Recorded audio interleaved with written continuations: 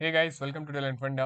मेरा नाम है दोस्तों शिवा शर्मा एंड आज हम करने वाले अपने 12th इंग्लिश का चैप्टर नंबर 11, जिसका नाम है फादर रिटर्निंग होम और माय ब्रदर ट्रेवल्स।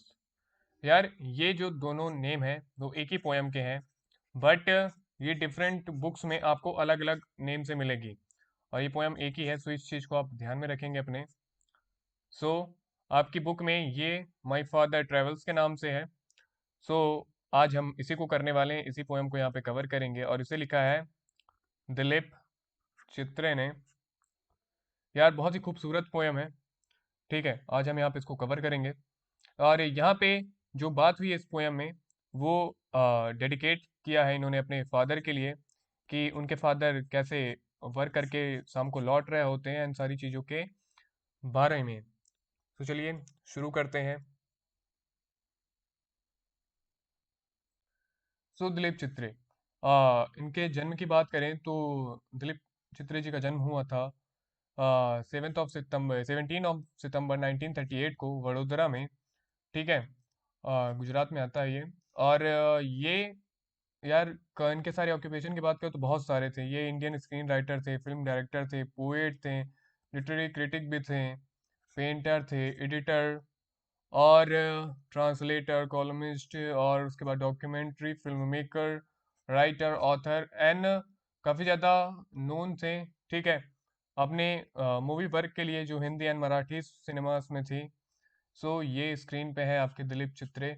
और इनकी मृत्यु की बात करें तो इनकी जो डेथ है वो हुई थी 10 दिसंबर 2009 को, इनका देहांत हो गया था।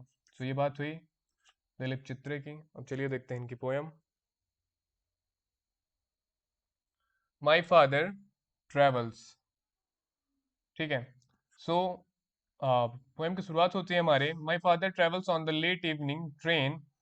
अब यहाँ पे स्पीकर बताते हैं हमें कि जो उनके फादर हैं, ठीक है, वो डेली बेसिस पे काम कर रहे हैं। ठीक है, और हम क्या करते हैं, जब इंसान काम पे जाता है तो सुबह फिर शाम की ट्रेन से वापस, तो वैसे ही क्या पोएट के फादर लेट इवनिंग ट्रेन, शाम की ट्रेन से घर को कहाँ पे वापस हो रहे हैं, घर को, होम को अपने। और आगे बताते हैं standing among silent commuters in the yellow light. और वो खड़े हुए हैं ट्रेन में अकेले। ठीक है, बाकी कम्यूटर्स के साथ, कम्यूटर्स मीन्स होता है लोगों के साथ। आपने देखा होगा ट्रेन पे जब हम खड़े होते हैं तो ऐसे खड़े होके आते हैं, स्क्रीन पे आप देख सकते हैं, और हमारे साथ बहुत से लोग होते हैं, है ना, तो इनको क्या बोलते हैं, कम्यूटर्स बोलते हैं। ओके, सो मेरे जो पिता हैं वो लेट इवनिंग ट्रेन से आ रहे हैं। ठीक है, और वो ट्रेन में खड़े हुए हैं कम्यूटर्स के साथ। और उसके बाद बताते हैं कि suburbs slides past his unseeing eyes। अब सबर्ब्स क्या होता है, आपने देखा होगा जब आप ट्रेन की विंडो पे से बाहर की तरफ देखते हैं तो जो सीन है कुछ डायरेक्शन में जा रही होती है, आपको अलग अलग चीजें दिखती हैं। सो उन चीजों के लिए यूज किया है कि ट्रेन के बाहर की जो सीन है वो भी मेरे डैड के आइस के पास से क्या हो रहे हैं, पास हो रहे हैं। बट अब मेरे जो फादर हैं वो उन चीजों को नहीं देख रहे हैं, क्योंकि व्यक्ति यार डेली काम करता है और लौटते वक्त इतना टायर्ड हो जाता है, थक चुका होता है कि इन सब चीज़ों पे उन पर उनका ध्यान नहीं जाता है। सो यहाँ पे पोइट यही बता रहे हैं कि मेरे जो फादर है वो ट्रेन से शाम को आ रहे हैं। ठीक है, एंड वो काफ़ी ज़्यादा थके हुए हैं एंड इन सारी चीज़ों को भी वो नोटिस नहीं कर रहे हैं। अब his shirts and pants are soggy and his black raincoat starred with mud and his bag stuffed with books in falling apart, his eyes dimmed by age fade homeward through the humid moonlight night। अब यहाँ पे देखिएगा, ठीक है, monsoon का समय है, monsoon का टाइम है। ठीक है, सो मानसून के समय की बात है। अब यहाँ पे वो बताते हैं कि उनके फादर के, ठीक है, शर्ट्स एंड पैंट्स क्या हो चुके हैं, काफ़ी ज़्यादा गीले हो चुके हैं। ठीक है, और बरसात का मौसम है, तो उससे बचने के लिए उन्होंने क्या रखा हुआ था, रेन कोट भी अपने पास रखा हुआ था, बट उस पे भी अब क्या थोड़ी सी मिट्टी लग चुकी है। एंड आगे बताते हैं कि उनके बैग में काफ़ी सारी बुक्स हैं जो काफ़ी ज़्यादा क्या है, बिखरी हुई पड़ी हुई हैं, काफ़ी सारी। फॉलिंग अपार्ट मीन्स होता है इधर उधर जो है उनके बैग्स में बुक क्या है, पड़ी हुई हैं। ठीक है, अब आगे क्या बताते हैं, now I can see him getting off the train like a word dropped from a long sentence. अब वहां पे बताते हैं कि फाइनली अब जो उनके डैड हैं, फादर हैं, वो क्या ट्रेन से बाहर निकल रहे हैं और पोइट उन्हें देख पा रहे हैं, ठीक है, निकलते हुए। लेकिन जब वो निकल रहे हैं तो एक चीज नोटिस कर रहे हैं कि दैट उनके साथ में कोई नहीं है, ठीक है, उनके साथ कोई नहीं है। जनरली हम क्या होता है यार, डेली काम पे जाते हैं तो हमारे क्या होते हैं, डेली सफर कर रहे हैं तो हमारे बहुत सारे दोस्त होते हैं, हमारे कलीग्स होते हैं, ठीक है। बट जब वो निकल रहे हैं तो उन्हें वो क्या पाते हैं, अकेला पाते हैं, अलोन पाते हैं, और उनके आसपास कोई नहीं होता है, पोएट के फादर के पब। और इसी चीज का रिलेट करके एक एग्जांपल दिया, like a word dropped from a long sentence. जैसे एक लंबे सेंटेंस में क्या होता है, अगर हम किसी एक वर्ड को क्या कर दें, निकाल दें, ठीक है, तो उस बड़े सेंटेंस पे कोई इफेक्ट नहीं पड़ता है। वैसे ही यहाँ पे बता रहे हैं कि उस ट्रेन से निकलने के बाद जो लोग बाहर निकल रहे थे, उनका उनके फादर पे कोई ध्यान नहीं था। तो ये बात हुई यहाँ तक। अब क्या होता है, he hurries across the length of the grey platform, crosses the railway line, enters the lane. अब क्या होता है, आपने देखा होगा कि जब हम कई बार ट्रेन से क्या बहुत निकलते हैं तो बहुत जल्दी में होते हैं, ठीक है, प्लेटफॉर्म वगैरह जल्दी जल्दी क्रॉस करते हैं कि यार जल्दी से अपने घर को पहुंचे। सो कुछ वैसे ही जल्दी में पोइट के फादर भी रहते हैं, ठीक है, वो रेलवे लाइन क्रॉस करते हैं जल्दी अपने घर के लिए आने के लिए। अब क्या बताते हैं कि his chappals are sticky with mud but he hurried onwards. यहाँ तक कि वो बताते हैं कि उनके जो चप्पल हैं उस पे क्या है, चिपचिपी सी मड लगी हुई है, ठीक है, कीचड़ भी लगा हुआ है, बट वो जल्दी में है, कहाँ पहुंचने के, घर पहुंचने के। सो ये यहाँ तक। अब आगे देखते हैं क्या हुआ। होम अगेन, ठीक, जैसे कि मैंने आपको बताया, किसी जल्दी थे, वो हरी में थे घर आने के लिए। अब क्या होता है, अब घर पहुंच चुके हैं वो। अब घर पहुंचने के बाद क्या होता है, I see him drinking weak tea, eating a stale chapati, reading a book. अब क्या होता है, घर आ चुके हैं पोएट के फादर। अब वो उनको देख रहे हैं क्या पीते हुए, वीक टी।